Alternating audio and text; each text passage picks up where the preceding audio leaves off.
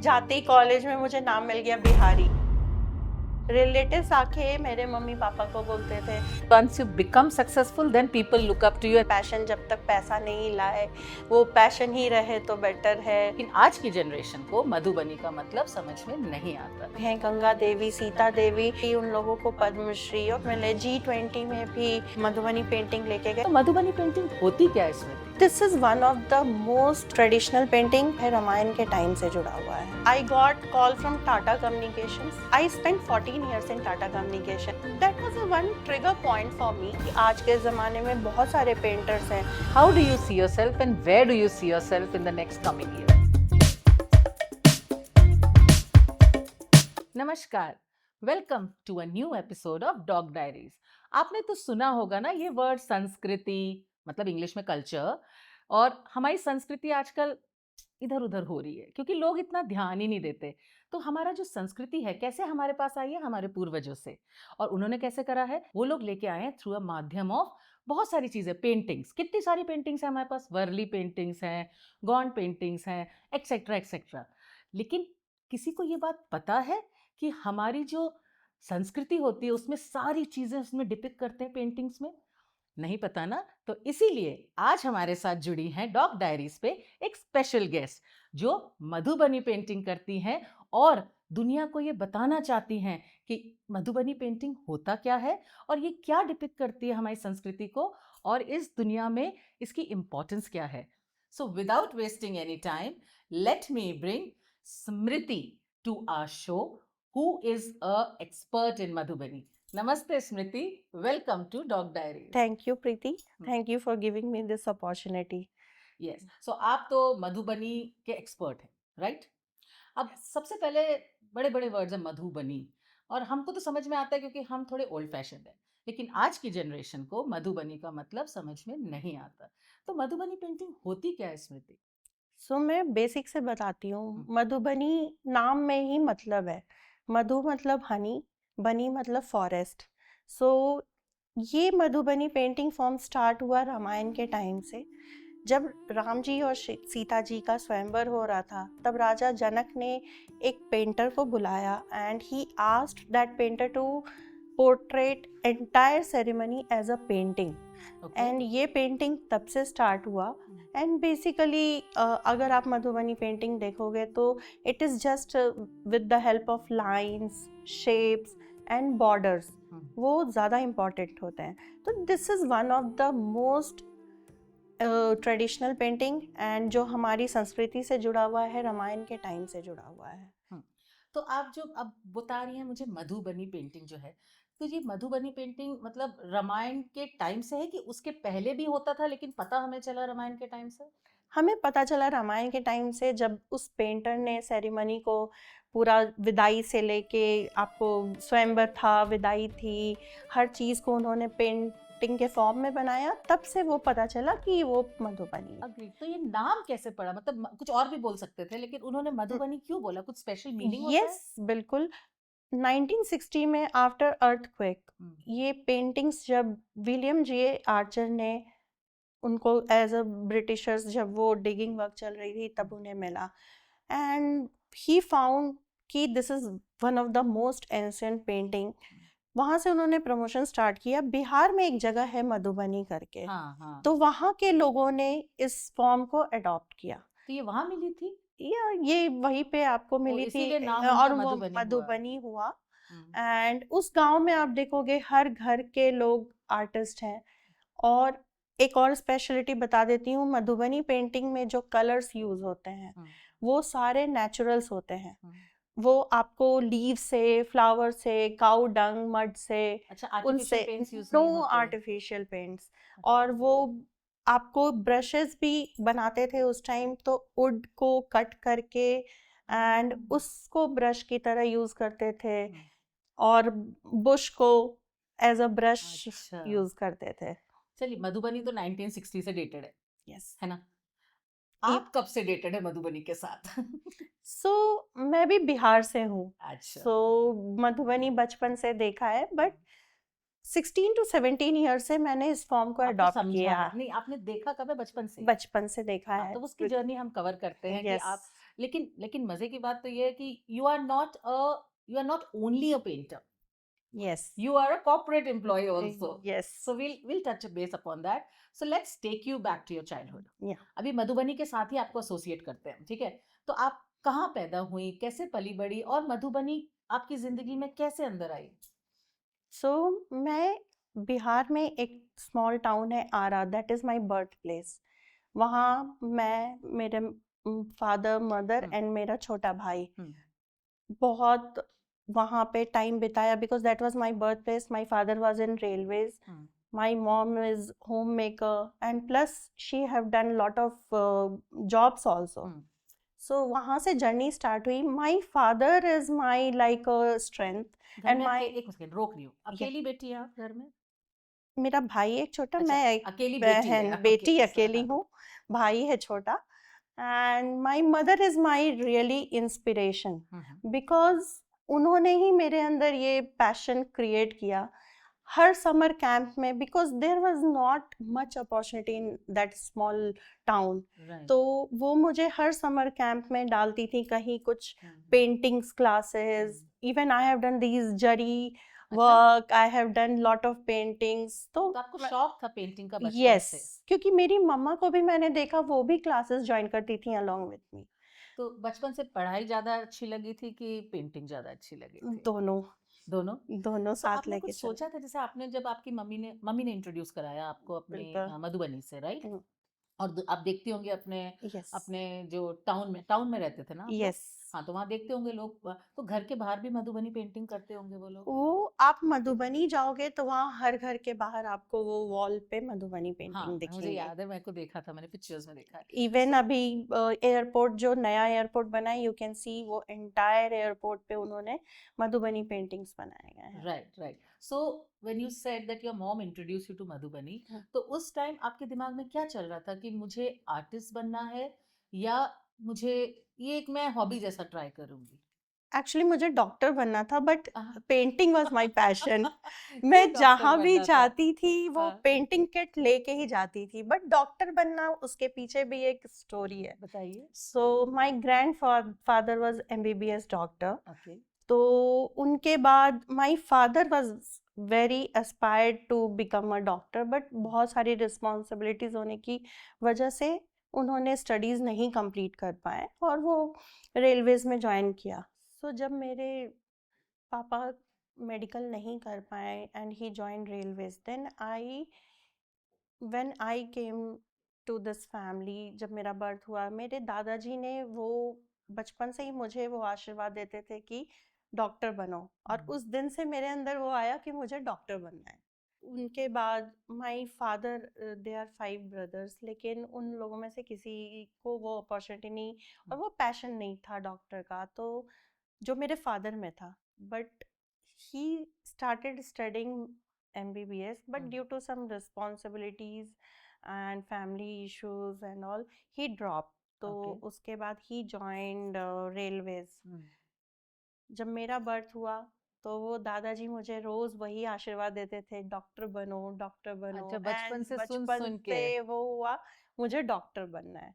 And you know, I have done my 10th and 12th with maths and bio both. Oh, 12th science में से मैंने किया हुआ है. दोनों लेके किया था. तो फिर आपने एग्जाम दिया मेडिसिन का, मतलब हाँ, जो वो नीट कहते थे हम लोग. एक्चुअली जब मैं आया टाइम, मैंने एडमिशन ले लिया था in institute, Aakash institute for coaching classes and all.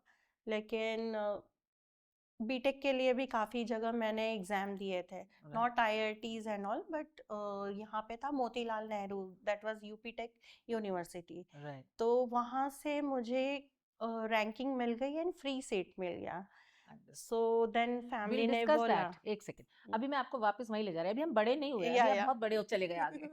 तो जब आप छोटी थी, तो जैसे पेंटिंग हम कर रहे हैं, तो आपकी पेंटिंग, मतलब how would you rate yourself when you were small? जैसे बच्चे पेंटिंग करते हैं, अभी तो आप सिखाते भी हो बच्चों को, वो अलग बात है. तो जैसे बच्चे पेंटिंग करते हैं तो बच्चों की पेंटिंग नॉर्मल होती है, लेकिन अगर आपको इतना शौक था मधुबनी पेंटिंग का, तो how would you rate yourself when you were around 6-7 years old? तभी शुरू करा होगा. बिल्कुल, लेकिन तब मैं इतनी अच्छी पेंटर नहीं थी। I was mostly in cartoons. और मुझे याद है हम तुम मूवी आई थी तो मैं वो बहुत कार्टून्स बनाती थी, even posters for my school events and all. तो वो छोटे मोटे, तो अगर आप रेट करने के लिए बोलोगे तो 3 out of 5 I will give that time. हाँ, शुक्र आपने 3 हाँ। आउट ऑफ 5 बोला, मैंने कहा 3 आउट ऑफ 10 बोलने वाली मैंने नहीं। कहा। तो इन योर स्कूल कॉम्पिटिशंस जो हुई हैं तो सब हम्म। आपका ही नाम आगे आता होगा आर्ट में। हाँ बिल्कुल। एक्चुअली मैं हेड गर्ल भी थी स्कूल में, and due to my personality मैं थोड़ी टॉल एंड ऑल, तो हाउस कैप्टन भी होती थी। तो वो थोड़ा सा मैं कर लेती थी पेंटिंग्स एंड ऑल। एक दो बार इवेंट में प्रेजेंट भी किया है वहाँ पे। आर्टिस्ट नॉर्मली जो होते हैं ना, मतलब जिस तरह का मैं देख रही हूँ जो आप हैं, they are considered very loners, they are considered very quiet people, and now when you told me that you were the head girl and you were very vocal and all, so wasn't it, isn't it, not wasn't, isn't it differing from your personality today and your profession? या so being a head girl, तब भी मैं बहुत quite थी, very emotional, emotionally handling people. कभी monitor बना देते थे तो क्लास पे बोर्ड पे नाम लिखना, उसमें भी सोचती थी कि दे आर माय फ्रेंड्स, लिखूं ना लिखूं। So that time also I was very quite. वो अब जाके थोड़ी वोकल हो गई हो। राइट। तो कौन सा ऐसा वक्त था आपकी लाइफ में जब आप बड़े हो रहे हो, अभी आपने 10th किया, फिर आपने कहा था मैंने साइंस ली, फिर आपने अपने एग्जाम्स भी दिए, कौन सा ऐसा टाइम था जहां आपने पेंटिंग्स को पीछे थोड़ा करा अपनी लाइफ में, करा कभी कि नहीं करा? पेंटिंग करा पीछे, यही 10th 12th के टाइम में बोर्ड एग्जाम से मेरी पेंटिंग थोड़ी पीछे हो गई। फिर उसके बाद जब कॉलेज गई तो बिल्कुल ही खत्म हो गया। तो बिल्कुल दिमाग से उसका निकल गया आपका? करती थी थोड़ी बहुत, बट बहुत ज्यादा पैशनेट होके नहीं, थोड़ी राइट। बहुत कभी स्ट्रेस तो हुआ। 12th के बाद क्या किया आपने? 12th के बाद मुझे वही बीटेक में अपॉर्चुनिटी मिली, UP tech, free seat Delhi में कॉलेज। तो वहाँ पे चली गई, हॉस्टल लाइफ। फिर वहाँ पे जो मेरी जर्नी स्टार्ट हुई वो अलग डायरेक्शन तो लिया उसने। बीटेक आपने दिल्ली से किया, या उसके बाद क्या किया आपने? बीटेक कैसा था, पहले उससे पूछती हूँ, बीटेक में कैसा लगा? आपकी कोई पर्सनैलिटी चेंज हुई, या मैं आपको क्यों पूछ रही हूँ कि मैं आपका देखना चाहती हूँ कि आपका आर्ट फॉर्म जो है कब वापस आपके जिंदगी में दोबारा आया? जैसे हम तुम पिक्चर बोल रहे थे ना कि वो जिंदगी में आता रहा जाता रहा, आता रहा जाता रहा, तो how did this Madhubani form of art, did it behave like हम तुम, और डिड इट बिहेव लाइक कि चला गया फिर एक बार ही आया? नहीं, तो ऐसा था कॉलेज में पेंटिंग्स करती थी लेकिन बहुत ज़्यादा नहीं। और मेरी जो जर्नी रही थोड़ी डिफ़िकल्ट थी, बिकॉज़ एक स्मॉल टाउन से, बिहार से आप डायरेक्ट दिल्ली जैसे जगह पे जा रहे हो। और जो मेरा accent tone that was Bihari, तो जाते ही कॉलेज में मुझे नाम मिल गया बिहारी। तो वो एक था, it But was difficult. Biharis are, I'm sorry, I'm interrupting you. Biharis are considered very intellectual people. I know so, but मैंने भी बुरा नहीं माना। मैंने कहा मैं इनको बताऊंगी कि how Bihari, there is not only Bihari are bad, ऐसा भी है कि बिहारी बहुत ज़्यादा लोगों के लिए केयरिंग है, कंसर्न है, they are very loyal, trustable. तो वो जर्नी रही थोड़ी डिफ़िकल्ट, और थोड़ी स्टडीज़ में भी डिफ़िकल्टी आई, बिकॉज मुझे जो ब्रांच मिला था कंप्यूटर साइंस, और जो कंप्यूटर साइंस मिला, मैंने कभी कंप्यूटर ऑपरेट ही नहीं किया था। एंड जब मुझे फर्स्ट सेमेस्टर में C++ वाले सब्जेक्ट में ही बहुत लो मार्क्स आए, तो उस टाइम मैं बहुत ही ज़्यादा अपसेट हो गई थी, बिकॉज पापा ने काफ़ी स्ट्रगल करके, मम्मी पापा ने मुझे पढ़ाया है। मैं दिल्ली आई हूँ और मैं मार्क्स नहीं, वो भी अपने मेन ब्रांच में नहीं कर पा रही हूँ। तब मैंने वहाँ मेरी लाइफ जो थी थोड़ी चैलेंज लिया मैंने, कि मुझे पापा इतनी मेहनत करके भेज रहे हैं, मुझे वो करना है, मुझे स्टडीज़ के लिए आई हूँ वही करना है। तब मेरे सेमेस्टर एंड हुए तो मैं वापस गई पटना में कोचिंग क्लास ज्वाइन किया, and from there my journey you can see. जब मैंने बीटेक पास किया that time I got 75 percentile, तो that was my journey difficult. तो उस पीरियड में मेरी पेंटिंग से थोड़ा सा फोकस हट गया था। तो ऐसा लगा नहीं कभी कि मतलब you are missing something, because painting was something, you told me that in बचपन में आपको बहुत शौक था, तो अभी आप पूरा concentrate, because you needed to fulfil your parents dreams कि भाई मैं निकल के आई हूँ, I have to become something in life. Yes. So didn't you that कि oh I am missing something in life, और या अदर हॉबीज आपकी डेवलप हुई? नहीं, मिसिंग मुझे हमेशा लगा, एक दिल के कोने में वो रहता था कि मैं कुछ मिस कर रही हूँ, मुझे Right. टाइम चाहिए उसके लिए, हाँ. जो नहीं मिला। स्टडीज पे ध्यान दिया, फिर जॉब किया। So you, what was your first job and where was your first job? मुझे कैंपस नहीं मिला था, तो it was very struggling period, because मैंने बताया मैं हमेशा उसको में रही कि मम्मी पापा इतनी मेहनत करके पढ़ा रहे हैं तो मुझे कुछ करना है, मुझे उनसे पैसे नहीं लेने हैं।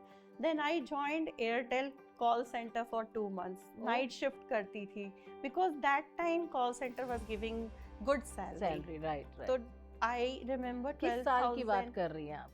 ये मैं 2006 की बात कर रही हूँ। Okay. 2006 पास आउट हूँ and then I join call centre. फिर जो पैसे हुए वो पैसे मैंने फिर जमा करके रिज्यूमे लेके जाती थी जहाँ जहाँ वॉक इन्स होते थे। ओके, मुझे था कि पापा से पैसे नहीं मांगने, मम्मी से पैसे नहीं मांगने। उसके बाद फिर मैं गई पटनी कंप्यूटर सिस्टम में, वॉक इन चल रहा था, वहाँ मेरा सिलेक्शन हो गया and I got the government site जो CBI Paryavaran Bhavan, so as a system engineer. So first 3 months they were giving me stipend of 3,000 rupees. After 3 months they started giving me salary.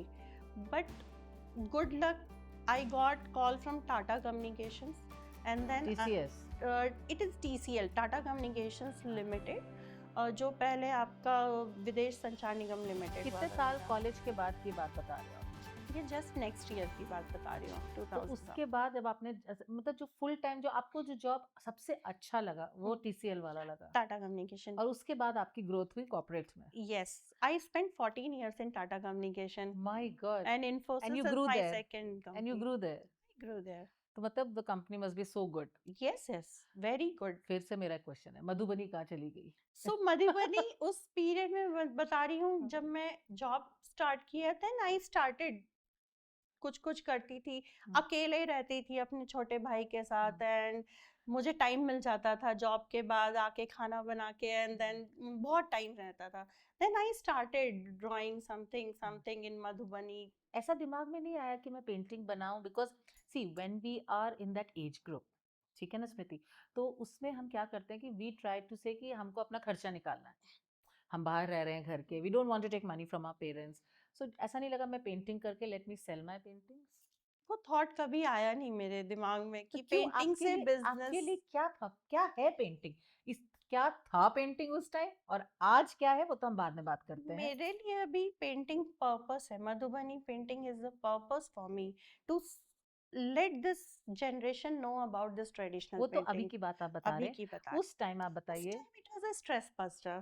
अच्छा, you और took it मुझे as वो, a कि मतलब और office I से was थक गए। since childhood I was very attached to Ramayan, because वो मेरी दादी ने स्टोरीज सुना के, फिर मम्मी लोग क्या करते थे उस टाइम, गीता प्रेस की बुक आती थी, we were getting those comics and books only, तो वो रामायण की बुक्स आती थी, वो जिसमें पिक्चर्स होते थे, तो रामायण बचपन से सुना देखा, तो बहुत मैं उसके साथ लगता था कि जुड़ गई हूँ, और उस वजह से क्योंकि मधुबनी डायरेक्ट रिलेटेड है, तो वो मैंने धीरे धीरे, और आज की जनरेशन में भी बहुत सारे पेंटर्स हैं लाइक विदुषनी मैम, मैं उनको बहुत फॉलो करती हूँ, और उन्होंने मधुबनी को डिफरेंट लेवल पे इस जनरेशन में लेके गई हैं, तो उनको देख के मैं बहुत इंस्पायर होती थी, और मैं ट्राई करती थी उनके जैसा। की बात कर रही मैं कॉलेज टाइम का बात, कॉलेज से नहीं, मैं अभी आपकी बात कर रही हूँ जैसे आप जॉब करके आते जॉब थे, के टाइम, तो उसके बाद जब घर आते थे तो आप मधुबनी आप सीखने भी लगी थी, और कहीं आपने क्लासेस ज्वाइन करी थी, खुद सीखा है? नहीं, मधुबनी मैंने खुद सीखा है, प्रैक्टिस करते करते खुद। तो कहाँ से, लोगों से सीखा? क्योंकि उस टाइम तो इतना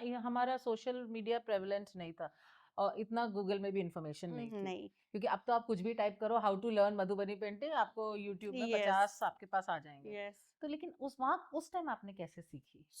मधुबनी मुझे इतना तो आइडिया था कि बॉर्डर्स, लाइंस एंड शेप्स, तो उस टाइम में ये रामायण फिगर्स नहीं बना पाती थी, लेकिन मधुबनी में बहुत सारे मोटिव्स होते हैं like fish, lotus and like owl, so सबका मीनिंग होता है, तो मैंने वो छोटे छोटे मोटिव्स को ही उठा के प्रैक्टिस करना स्टार्ट किया। अच्छा, तो कहीं से सीखा नहीं, खुद ही नहीं, सोच खुद के? से ही मधुबनी तो मैंने कभी किताब किसी से विताब कोई नहीं नहीं। देखी या उस कुछ टाइम नहीं? कहीं नहीं सीखा, बस बताया विदुषी मैम को। हाँ। उस टाइम थोड़े बहुत पेंटिंग्स हम्म, कभी न्यूज़पेपर में कभी कहीं देखने को मिलता था, तो मैंने स्टार्ट किया हम्म। उनका देख के बनाना। तो जो आपकी पेंटिंग्स है आपने किसी को गिफ्ट करी? चलिए आपने बेचना तो नहीं था हमारे को, लेकिन ऐसा लोगों ने बहुत सारा देखा होगा, बोला होगा वाह क्या बहुत पेंटिंग है। लोगों को गिफ्ट किया, और अपने फ्रेंड्स लोग और को। अब उनको पता था मधुबनी क्या होता है उस टाइम? एक्चुअली नहीं पता था। हाँ। जिसको भी दो वो पूछते हैं विच आर्ट फॉर्म इज दिस। तो सो तो उस टाइम आपको दिमाग में नहीं आया कि मैं इसको, जैसे आज आज आप मधुबनी को अपना एक जिंदगी का करियर के साथ साथ पैरल पैर करते हैं, and you want to take it to the next level. Yes उस टाइम जब आप, हम किस 2006 की बात कर रहे हैं, राइट? यस। तो उस टाइम आपको नहीं लगा कि मुझे मुझे आर्ट में ही घुसना चाहिए? तब भी आपके दिमाग में ये बात नहीं आई? नहीं, मुझे बस आपको आर्ट, काम करना है, मुझे पैसा कमाना है। नहीं, पैसे की बात नहीं है। बात है कि मुझे लग रहा था उस टाइम मैं जानती थी मैं इतनी प्रोफेशनल नहीं हूँ, और उसके लिए बहुत स्ट्रगल करना पड़ेगा, और मेरे फादर ने लोन लेके मुझे पढ़ाया था। Understood. तो मुझे वो भी था कि मुझे वो लोन, पापा को मदद करनी है, पापा मम्मी को जो एक उन्होंने देखा है ड्रीम। बिकॉज मैं एक बहुत स्मॉल टाउन से आई हूँ जहाँ लड़कियों को इतनी अपॉर्चुनिटी नहीं मिलती थी, फिर भी मेरे मदर फादर ने मुझे वो अपॉर्चुनिटी दी। सो मेरे अंदर वो शुरू से रहा, मैंने Yeah, I उनका mean, स्ट्रगल देखा है। मेरी मम्मा ने पढ़ाई की है, हमारे बर्थ के बाद मुझे कॉलेज लेके जाती थी, तो I saw that struggle I time. understand. तो वो रहा हमेशा दिमाग। I can absolutely understand कि I know, मतलब हमारे अंदर रहता ही है कि पापा इतना स्ट्रगल हुआ है तो let us do something to make them proud. तो आपने अपनी जर्नी चालू करी, तो साथ साथ आप कह रही थी हॉबी की तरह कर ही रही हैं आप। यस। तो उस हॉबी के दौरान डिड यू इवन, बिकॉज कोई भी आप आर्ट फॉर्म ले लो या कोई भी आप सपोज कराटे ही ले लीजिए या कोई भी आप जो भी लेना है, आपको अगर उसको लेवल पे ले जाना है तो you have to learn more. तो आपने उसका कोई प्रयत्न किया था कि मैं आगे इसको और ले जाऊंगी, पर काम सीखूंगी, मैं साथ साथ सीखती हूँ, जॉब तो चल रहा है मेरा, आपने कहा कि आप उसमें 14 साल से वही थी, तो आपका काम चल रहा है, लेकिन आपने पेंटिंग के लिए आपने उसके लिए अब एक पैरेलल रोड बनाई अपने लिए? बनाई मैंने, बिकॉज टाटा कम्युनिकेशन में मुझे एक बार मौका मिला कि what's you are doing apart from your job, show your हाँ, टैलेंट। टैलेंट, हाँ। एंड जब मेरे बॉसेस मैनेजर्स लोग को पता चला कि I am very good in Madhubani, तो मेरे एक बॉस थे किशोर सर, उन्होंने मेरे लिए एक बड़ा अच्छा सा slide show with music and all बनाया, and that was showcase during our meet Goa में एंड ऑल, जहाँ पे हम गए थे सारे सेल्स टीम की मीट में। उस दिन मुझे सडनली रियलाइज हुआ कि yes, I am getting lot of appreciation, और पीपल लोग इंटरेस्टेड हैं to know what is this art form. तो मैंने वहां से, that was one trigger point for me, जहां से मुझे रियलाइज हुआ कि this is the art form we should promote. We should promote. Who is this we? So we means all artists, All all artists. Madhubani Understood. I painters thought you had and someone with you in your journey. no, तो अभी हम आ रहे हैं, you're still unmarried. अभी आप okay, काम कर रहे हो TCL में, है ना? TCL में, हाँ। yes। तो शादी तो हर किसी का आता है, फिर जब आप काम कर रहे हो, सेटल हो गए हो, पेरेंट्स भी खुश हैं कि चलो भाई मेरी बेटी अच्छे से कुछ बन गई है, कमा रही है, स्टेबल जॉब है, प्रेशर नहीं आया? क्योंकि हमारे ज़माने में तो बस वही होता था, अब तुम सेटल हो गई, अब हो गया ना, पढ़ाई लिखाई हो गई, शादी कर लो। बिलीव मी, मेरे टाइम में कॉलेज टाइम से ही प्रेशर आ रहा था, not from my parents, from relatives. Relatives आके मेरे मम्मी पापा को बोलते थे बेटी बड़ी हो गई, अब शादी कर दो, अभी से ही रिश्ता ढूंढो, जैसे ही पास आउट होती है शादी कर दो। But I am really very blessed कि मेरे मदर फादर ने कभी मुझे फोर्स नहीं किया। मेरे फादर ने बोला था जब तुम अपने पैरों पे खड़ी हो जाओगी, बन जाओगी, और जब तुम बोलोगी कि you are ready, then we will start looking for. Understood. तो फिर you had an arrange marriage? Arrange marriage, वो मेरा शुरू से था, मम्मी पापा की मर्जी से शादी गुड कर गर्ल ली टाइप्स है, हैं गुड गर्ल्स आप। टाइप। राइट। तो ऐसा कोई क्राइटेरिया नहीं था कि जैसे नॉर्मली जैसे हम डॉक्टर्स होते हैं तो हम लोग के दिमाग में ना बचपन से होता है डॉक्टर से शादी करना चाहिए, क्योंकि समझदारी, मतलब वो साझा बैठता है हमारा। आपके नहीं था कि मुझे आर्टिस्ट से शादी करनी है या ऐसा कुछ है? ऐसा नहीं था? नहीं, मुझे एक अच्छे इंसान से शादी करनी वो थी। तो हम सभी चाहते हैं, लेकिन अनफॉर्चुनेटली अच्छा इंसान की डेफिनेशन बहुत वियर्ड है। वो तो है, लेकिन हाँ मुझे था कि जो मुझे कोई चीज में, अगर मेरा पैशन है आर्ट, तो वो मुझे प्रमोट, मुझे और मोटिवेट करे। तो ऐसा हुआ शादी के बाद?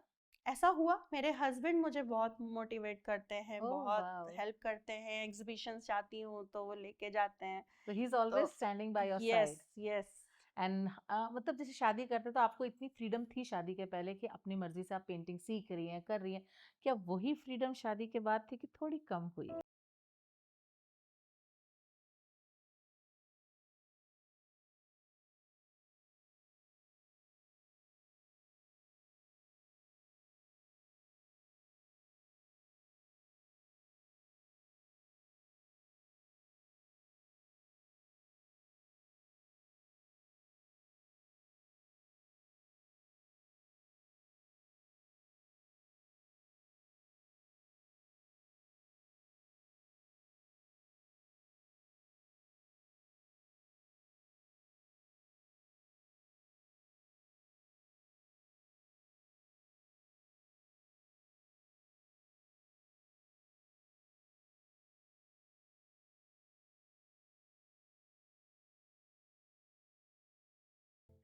2010। अभी आपसे इतनी देर बात करके स्मृति, मेरे एक क्वेश्चन था जो मैं नॉर्मली सब लोग से सबसे पहले पूछती हूँ, लेकिन मधुबनी ने इतना इनग्रॉस कर दिया वो क्वेश्चन ही पूछना भूल गई मैं। How would you describe yourself? Because for me, if you tell me to describe you for the little time we have met and spoken on the phone, I would say you seem very, you know, a very sorted out person, calm, quiet, and maybe an introvert. Am I wrong? Or maybe I leave that question to you. No. How would you describe yourself, Smriti? So you are right, I am very introvert, Okay. But मतलब introvert अगर आप बोलो तो या कुछ time पहले तक थी, लेकिन अब नहीं हूँ। But I can describe my self, I am an artist, I am a good mother, good wife and good friend, loyal friend, ये यू कैन गुड जो वर्ड ट्रस्ट होता है ना, मेरे को समझ नहीं आता। गुड की डेफिनेशन अगेन, गुड, अच्छा, ये सब वर्ड्स है बड़ी, it's very ambiguous. So good mother मतलब कि, या मतलब according to you who is a good mother? चलो आपने क्वेश्चन मेरे को खुद ही सोचने पे मजबूर किया। Who is a good mother and who is a good artist? So good artist, see, I am not doing for anything, business के लिए नहीं कर रही हूँ। आपका गुड गुड का आर्टिस्ट मतलब ये मेरा है, है अच्छा। ये कि मैं एक पर्पस के लिए कर रही हूँ, हम्म, मैं एक सोसाइटी के लिए कुछ मैसेज देने के लिए कर रही हूँ। हम्म, और आप देख रहे हो, आप जानते हो कि I am taking classes for kids, तो हम्म। गुड आर्टिस्ट मैं वैसे डिफाइन अच्छा, आपका करती हूँ। डेफिनेशन है वही, हम सबके गुड का अलग डेफिनेशन होता है, इसलिए हम्म, मैं पूछना चाहती थी आपसे कि अब ऐसा गुड मदर मतलब आपका होगा कि I am dedicating my time to my kids. Yes understood, exactly. Understood. Now coming back, अभी हम पहुंच गए हैं, शादी हो गई है, ससुराल में हम एडजस्ट कर रहे हैं अपना, और हम मधुबनी अपना कर रहे हैं, पर थोड़ा पीछे हटे बिकॉज रिस्पॉन्सिबिलिटी हम्म आई, ये आई। But if I'm seeing that Smriti and I'm seeing today's Smriti is, all out, and she's trying to go and do exhibitions and learn the form of art, this form of art in a depth. तो ये transition आपका कैसे हुआ, स्मृति?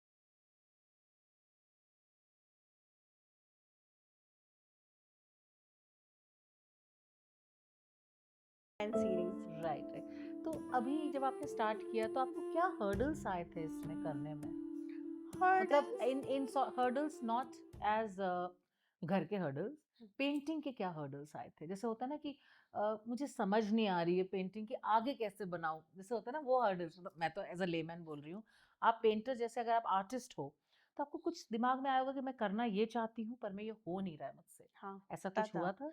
होता था ऐसा हाँ। बिल्कुल, बिकॉज़ मैं जो सीन सोचती थी रामायण का, वो कैसे पेपर पे लाना है, मतलब आपको स्केच फॉर्म में लाना है, वो हर्डल सबसे बड़ा था। बिकॉज़ क्या होता था, कई बार पेंटिंग बनाती थी, उसको रब करती थी, फिर बनाती थी, फिर रब करती थी, जो आज की डेट में नहीं है। अगर मैं कुछ सोच रही हूँ, जो बन रहा है, वो बन जा रहा है। जा रहा है। लेकिन उस टाइम हर्डल्स आते थे, बिकॉज़ उतना दिमाग नहीं चलता था। बच्चे हैं साथ में, बच्चे रो रहे हैं, फिर उनको भी देखना है, स्कूल भेजना है। टाइम मैनेजमेंट बहुत बड़ा हर्डल था उस टाइम। राइट। बट घर के फिर भी काम भी होंगे, घर सब के होंगे। काम, लेकिन वो जनरली मैं लेट नाइट ही, वो टाइम जो मी टाइम होता होता है। है, उसमें किया ये। तो जब आपने सब अपने हर्डल्स पार करे, मतलब family hurdles and artist hurdles, तब आपने उसके बाद how did you enter this phase of teaching art? And अभी जैसे शुरू में आपने कॉर्पोरेट को 80% का टाइम दिया फॉर एग्जांपल, और पेंटिंग को 20% कर दिया, आज की डेट में has the equation reversed? I will not compare. Corporate life भी मैं 100% डेडिकेटेड हूँ, और ओके। मेरी पेंटिंग के लिए भी 100% डेडिकेटेड। लेकिन आप पेंटिंग में ज्यादा हार्ट डाल रही हैं अभी। पैशन है पैशन। मेरा, सोल और heart, everything is with painting, जो बहुत कम लोग समझते हैं। लोगों के लिए तो लगता है it is just like a passion, but for me it is like my life. Understood. और मतलब मैं जब ये करती हूँ बहुत खुश रहती हूँ। तो अगर एक दिन आपकी जिंदगी में, अगर आपको, मतलब रोज आप पेंटिंग करते हो, रोज अगर आपको बोले कि चलो आप घूमने जाओ 7 दिन के लिए, ठीक है, ट्रिप पे जाओ, तो पेंटिंग कहाँ लेके जाओगे? नहीं, मैं लेके जाती हूँ। आप लेके आई जाते हैव हो? My small kit. मैं छोटा बुक मार्क ही क्यों ना बनाऊं। आप मेरे फोटोज अगर देखोगे, Ooty is my favourite destination. मैं 15 साल में कम से कम 16-17 टाइम्स जा चुकी हूँ। क्यों, ऐसा क्यों? वहां पे पता नहीं, वो मुझे लगता है that is my retirement plan also. मतलब मैं अपने हस्बैंड को बोलती हूँ कि रिटायर होके मुझे वहाँ एक आर्ट कैफे खोलना है और वही वादियों में रहना है, and that is my place, you can say. तो आप देखोगे हाँ। मेरे फोटोज, पिक्चर्स, मैं पेंटिंग किट लेके जाती हूँ, वहां बनाती हूँ, वीडियोस बनाती हूँ, रील्स बनाती हूँ। Now if you are an artist, a nature artist, जो मतलब पेड़ पौधों को ड्रॉ करता है, पत्तों वत्तों को, वादियों को, तो मैं कहती हूँ ऊटी आपको अच्छा लगता है। आप तो मधुबनी पेंटिंग करते हो, तो फिर ऊटी और मधुबनी का क्या रिलेशन? नेचर में आपको बहुत सारे, मैं बता रही थी कि ऊटी में आपको ट्रीज दिखेंगे, राइट? हमारे मधुबनी में भी ट्री ऑफ लाइफ होता है। ओके। तो आप नेचर से इंस्पायर होके आप ट्री ड्रॉ करो, हम्म। आप लेक्स ड्रॉ करो, फिशेस ड्रॉ करो। आप बेसिकली देखोगे ट्री ऑफ लाइफ में क्या होता है, a tree giving life to the nature. आपको बर्ड्स के लिए शेल्टर्स दे रहे हैं, तो वो वहाँ जाके इंस्पिरेशन मिलता है आपको। वादियों में जाके आपको फ्लावर्स, डिफरेंट फ्लावर्स दिखते हैं, तो आप उस पैटर्न को भी ड्रॉ कर सकते हो मधुबनी। तो ऐसा हुआ है, I am just asking you out of the blue now when you have said about Ooty, ऐसा हुआ है कि आपने अपनी बेस्ट पेंटिंग ऊटी में बनाई है? कभी कुछ ऐसा हुआ है कि आपने, कोई ऊटी से उसका रिलेशन नहीं है, ऐसा कुछ हुआ है? बेस्ट पेंटिंग तो नहीं बोलूंगी, लेकिन या 2-3 पेंटिंग्स ऐसी बनाई है जो मैंने लाके फिर एग्जीबिशन में शोकेस किया। चलिए अब ऊटी से हम बाहर निकलते हैं, अब हम मधुबनी की बात करते हैं और आपके इंस्पिरेशन की बात करते हैं। तो एक वियर्ड सा सवाल है मेरा, जैसे हम कहते हैं ना कि IT IT hub, silicon valley, Bangalore, ऐसे नाम देते हैं, तो मधुबनी पेंटिंग जो है, ये सिर्फ इंडिया में ही उसकी धरोहर है कि मधुबनी पेंटिंग पूरे दुनिया में लोग जानते हैं? नहीं, पूरी दुनिया में लोग जानते हैं। नेपाल तो वन ऑफ द प्लेस जहाँ पे आप जानती हैं सीता जी का जन्म हुआ था, तो जहाँ से शादी हुई थी, तो उस टेम्पल में आप देखोगे सारे Madhubani paintings. Original Madhubani painting का कोबर दिखेगा आपको, जो शादी में यूज करते हैं। अच्छा। और वैसे ही जापान में भी काफी लोगों ने इसको अडॉप्ट किया है। और अब आज की डेट में बहुत सारे पेंटर्स हैं जो इंडिया से ही जाके, आप देखोगे वेदर इट इज यूएस और यूके, कहीं भी बहुत सारे एग्जीबिशंस करते हैं वो लोग, तो लोग जानते हैं। अब पूरी दुनिया में लोग हाँ, जानते लेकिन इंडिया में सबसे ज्यादा उसका मतलब कहते हैं ना कि स्टार्ट तो यहीं से हैं। मतलब स्टार्ट हुआ तो था। यही से हुआ। तो ऐसे ऐसे पेंटर्स हैं मधुबनी के, जैसे आप तो कह रहे हैं गांव है, गांव में से शुरू हुआ था और छोटे छोटे शहर में, तो ऐसे ऐसे पेंटर्स हैं जिनका नाम भी इन लोगों को नहीं पता लेकिन वो सुंदर सी मधुबनी करते हैं। सो बहुत सारे लोग हैं, गंगा देवी, सीता देवी में भी, जिनको मधुबनी पेंटिंग के बारे में पता है। लाइक मी, जो पेंटर्स हैं वो जानते हैं। अभी रिसेंटली उन लोगों को पद्मश्री और काफ़ी अच्छे अवार्ड्स मिले। G20 में भी मधुबनी पेंटिंग लेके गए। तो बहुत सारे जो पेंटर्स हैं जो 90+ हो चुके हैं, लेकिन वो फिर भी अभी यही कर रहे हैं। राइट, अभी हम आगे इसमें बात करेंगे। मेरे दिमाग में क्वेश्चन आया है कि आपने जब मधुबनी पेंटिंग करी उसके बाद आपने बच्चों को पढ़ाना शुरू किया, कि सिखाना, पढ़ाना तो नहीं सिखाना, तो आपके दिल में आया कि, और आप बच्चों को सिखाना इसलिए चाहती थी कि आप एक नए जनरेशन को ये ये कल्चर, अपनी संस्कृति इम्पार्ट करना चाहती थी। तो आपको बीच में कोई इसमें हर्डल्स आए थे कुछ करने में कि नहीं ये नहीं करना चाहिए, लोगों ने आपको रोका, अपने फ्रेंड्स या फैमिली मेंबर्स या किसी ने? बातें तो बहुत लोग करते हैं। लोग बोलते हैं ये क्या है, पैशन है, पैशन जब तक पैसा नहीं लाए वो पैशन ही रहे तो बेटर है। लोग बहुत, फैमिली से आपको इतनी मोटिवेशन नहीं मिलेगी। फैमिली, बिकॉज कहते हैं ना at the end of the day once you become successful then people look up to you and say, हाँ मैंने कहा था। और वो भी बात, एक हमारे यहाँ कहावत है, घर की मुर्गी दाल बराबर। सो वो है फंडा। लेकिन हाँ, लेकिन मैंने देखा है बाहर से काफ़ी अप्रिसिएशन, लोग मुझे मोटिवेट करते हैं।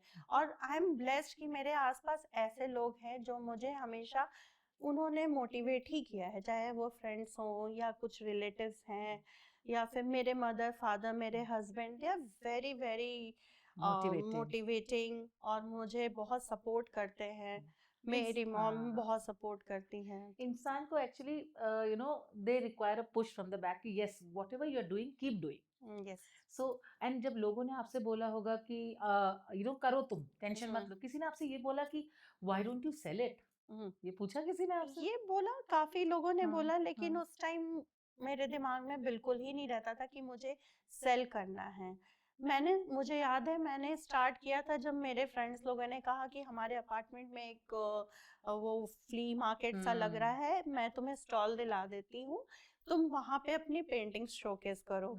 और मैंने वहाँ जब शोकेस किया तो आई रिमेम्बर स्टिल कि उस टाइम मैं ज़्यादा कुछ बना नहीं पाती थी, बट बुक मार्क्स मेरे सारे सोल्ड आउट हो गए और छोटी छोटी चीज़ें, art work. So I was very motivated कि लोगों को इंटरेस्ट है। राइट, एंड लेकिन आपने ये भी बताया कि आप जब जाती है तो आपको एक हैरानी होती है कि हे भगवान, इनको पता ही नहीं मधुबनी है। हाँ, लार्जर ऑडियंस में जब मैं गई, हाँ। बिकॉज मैं एक पेंटिंग एग्जीबिशन में जाती हूँ, द हार्ट ऑफ आर्ट, बिंदु सर का इनिशिएटिव है। उसमें जब गई तो कई लोग आते हैं जिनको, मतलब मैंने देखा है एज डिफरेंस, जो जनरेशन डिफरेंस है, people like us 40s and 50s वाले वो जानते हैं मधुबनी क्या है। But young generation, they are mostly into abstract and modern painting. वो आके जनरली जब पूछते हैं मुझसे कि which art form is this, so उस टाइम थोड़ा सा मुझे लगता है कि नहीं, it should not be, because one of the most traditional and old art form of India, इस जनरेशन को पता होना चाहिए। तो आप जो कह रही हैं इस जनरेशन को पता होना चाहिए, तो इसके लिए आप क्या कर रही हैं स्मृति? मैंने रिसेंटली अभी बच्चों को स्टार्ट किया क्लासेस, स्मॉल किड्स 6 to 12। मैंने स्टार्ट किया था 8 किड्स के साथ समर कैंप। वो भी मेरे फ्रेंड्स लोगों ने मुझे बोला कि you should start and we will send our kids. I told you I am very blessed with in this, I have good, मतलब जो अच्छे लोग हैं जो आपके साथ मुझे जुड़े रहते हैं। पाथ बनाने में हेल्प कर रहे हैं। तो उन्होंने मुझे बोला कि you should start this, and I got 8 kids including boys also. तो आई वॉज वेरी हैप्पी कि चलो बच्चे आ रहे हैं। उसके बाद 5 किड्स तो अभी भी कंटिन्यू कर रहे तो हैं। उनको कहानियां सुनाती हैं आप? बिल्कुल, और कहानियों के थ्रू ही बिल्कुल सिखाती हैं आप? बिल्कुल। जो मधुबनी पेंटिंग क्लासेस स्टार्ट होती है वो पहले रामायण से शुरू होती है। तो वो एक अच्छी चीज़ है कि मैं उनको कल्चर के बारे में बता रही हूँ, बिकॉज कई जगह आजकल न्यूज़ में और टीवी पे देखने को मिलता है कि बच्चों को रामायण भी नहीं पता है क्या है। हाँ 100%. So you must have visited, Smriti, lot of fest and festivals and award functions also. And 12 साल में तो आप इतनी फेमस हो गई हैं, सबको, जैसे भी मैंने बात करी है, मधुबनी आपका नाम आता है, तो आपको तो अवार्ड्स मिले ही होंगे. काफ़ी अवार्ड्स मिले हैं, काफ़ी ऑनलाइन ऑफलाइन प्लेटफॉर्म पे कंपटीशन में भी पार्ट लिया है, and I got good means and amount of family खुश हुई होगी. फैमिली में, या कुछ लोग तो डेफिनेटली, आई टोल्ड यू, कुछ लोग खुश होते हैं, कुछ लोग आपको क्रिटिसाइज करेंगे, कुछ लोग बोलेंगे अवार्ड्स खरीद के लिया है। वो तो होता है. See, when you climb the ladder of success, so there are a lot of people, you know, during your climb, they will not appreciate you. Once you are at the top, अरे हाँ हमारा ही बच्चा है types, है ना? So that you will experience, and you are in your journey and a right journey. Now coming to Madhubani painting, बहुत मधुबनी बात कही, देखा ही नहीं है हमने मधुबनी होता क्या है. So आप हमें एक पेंटिंग अपनी दिखाएंगे और समझाएंगे कैसी है. बिल्कुल बिल्कुल. Can someone from team get my one of the painting? Thank you. So wow. ये पेंटिंग है जो मैंने राम सीता हाँ. स्वयंवर के लिए बनाया, ओके. और आप देख सकती हैं इसमें मैंने थोड़ा सा अपना मॉडिफिकेशन किया है. I have decorated with some sequence and all, but आप देखो यही आर्ट फॉर्म है. Border is the main line. आप Okay. देखोगे तो patterns, border, then leaves, trees and figures. So ये है मधुबनी पेंटिंग. एक मधुबनी पेंटिंग ये वाली बनाने में कितना टाइम लगता है आपको? मुझे ज़्यादा टाइम लग जाता है, because I told you I am not fully in हाँ, दिस तो एक पेंटिंग कोई भी पार्ट. आर्टिस्ट को अगर पूरे टाइम इसी में डेडिकेटेड होता है तो कितना टाइम लगता है? सो प्रोफेशनल मधुबनी पेंटर्स तो वो तो वन डे में 2 to 3 पेंटिंग्स भी बना लेते हैं. अच्छा, तो नॉर्मली 5 से 6 घंटा लगता है बनाने में, हाँ, अगर 5 जो से प्रोफेशनल जो होते हैं. प्रोफेशनल्स हैं.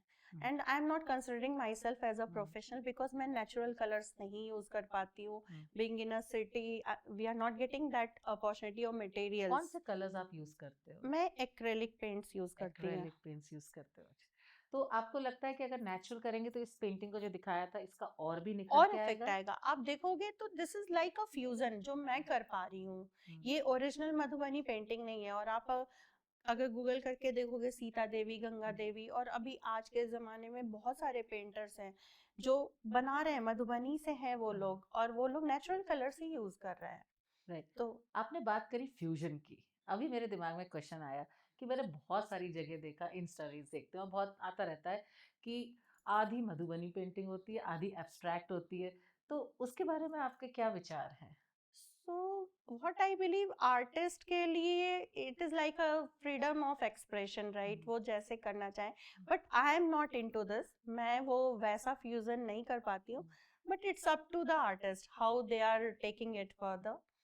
सो अभी आप जब लोगों को सिखा रही हैं, बता रही हैं, तो इन फ्यू इयर्स, 2-3 साल में आपने उनमें कोई ग्रोथ देखी है, जैसे स्पिरिचुअल ग्रोथ, या आपने उनमें I would say cultural growth कहूँगी, स्पिरिचुअल तो नहीं कहूँगी, आपने देखा कि वो लोग ज़्यादा पढ़ने में रुचि डाल रहे हैं, अपने संस्कृति में घुस रहे हैं, देखा आपने ऐसा?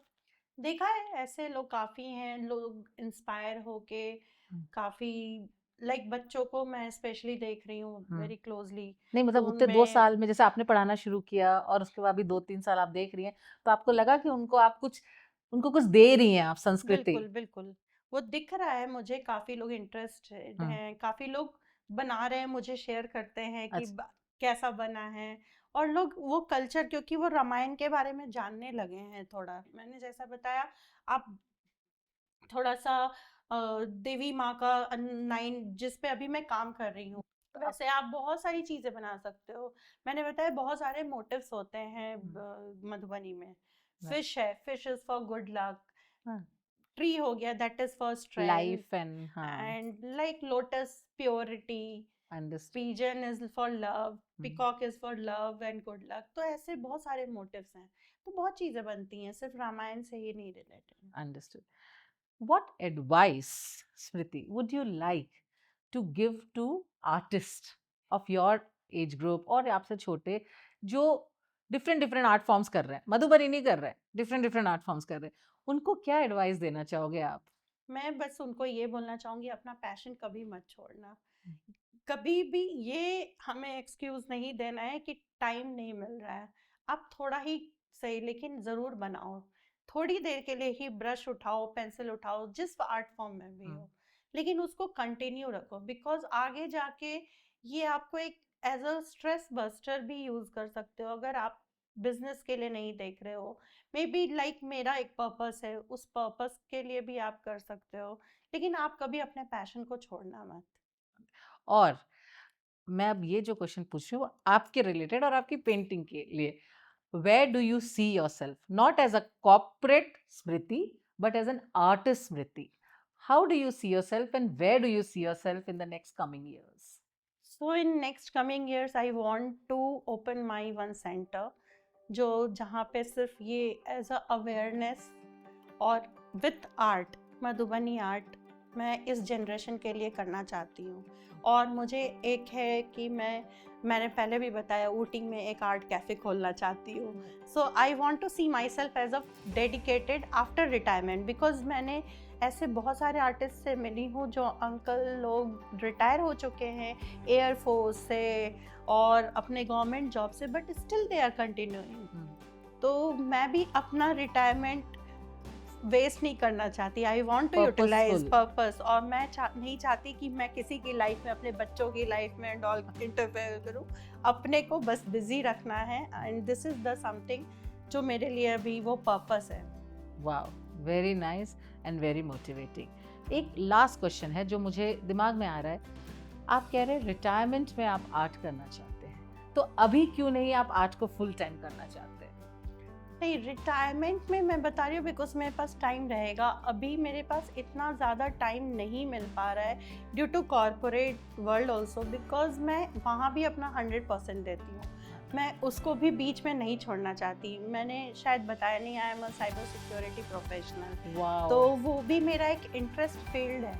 वो शायद मेरी लाइफ में हमेशा रहा है, मैं दो चीज़ों को लेके हमेशा साथ में चली हूँ, तो वो मेरा शायद अभी भी कंटिन्यू रहे, बिकॉज मुझे इसमें भी आगे बढ़ना है। मैं पढ़ती भी रहती हूँ, साथ में पेंटिंग भी करती रहती हूँ, इसीलिए मैंने ये अपना target after retirement, although I am still continuing. आप देख रहे हो मैं क्लासेस ले रही हूँ, एग्जीबिशंस भी जा रही हूँ।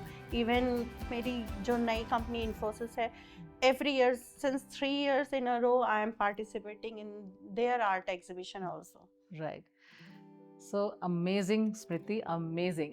When अभी तो मुझे मधुबनी का हम लोग को शुरू में पता था, अब तो आपने मुझे मधुबनी के बारे में जो डिटेल्स बताएं और हमारे ऑडियंस को भी बताएं, I think they will definitely want to learn more, and so we'll share your details on our screen. Sure. And they can contact you anytime, and as you are a good teacher, I think you will impart the best education there.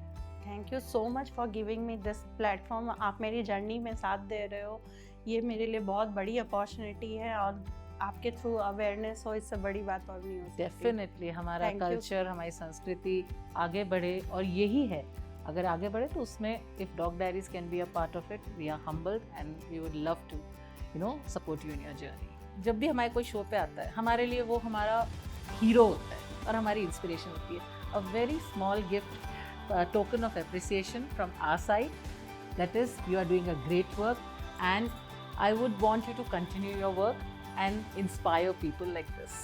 Thank you so much. Thank you. And people who come to our show don't go empty handed. A small token from my end to you. Thank you so much, Preeti. Thank you. And I have also something for you. This I made especially for you. Oh my god, this is so beautiful. Suryadev. Suryadev, source of energy, power, strength, जो आप अभी कर रहे हो इतना society के लिए, उसके लिए ये आपके लिए बहुत बहुत धन्यवाद। बहुत संभाल के रखूंगी मैं इसको Smriti. And again a big thank you from dog diaries for coming to our show. Thank you. Keep inspiring others. So guys, in today's episode you met Smriti. Normally हम क्या देखते हैं, जो लोग कॉर्पोरेट जॉब्स करते हैं वो अपनी पेंटिंग या डांसिंग को एक हॉबी की तरह करते हैं और उसको हॉबी की तरह जिंदगी में करते रहते हैं। बट नहीं, स्मृति ने अपना कॉर्पोरेट जॉब को भी 100% दे रही है और इसको हॉबी नहीं, इसको अपना पैशन और पर्पस बना रही है। आज हमने बहुत कुछ सीखा स्मृति से मधुबनी पेंटिंग को। क्यों ये एपिसोड हम लेके आए? क्योंकि हम चाहते हैं कि थ्रू मधुबनी पेंटिंग हमारी संस्कृति और हमारा कल्चर जो हम कहते हैं उसको हम आगे बढ़ाएं। तो अगर आपको ये शो अच्छा लगा तो please share all your love on all our episodes and keep watching more episodes because picture तो अभी बाकी है मेरे दोस्त। हर हर महादेव।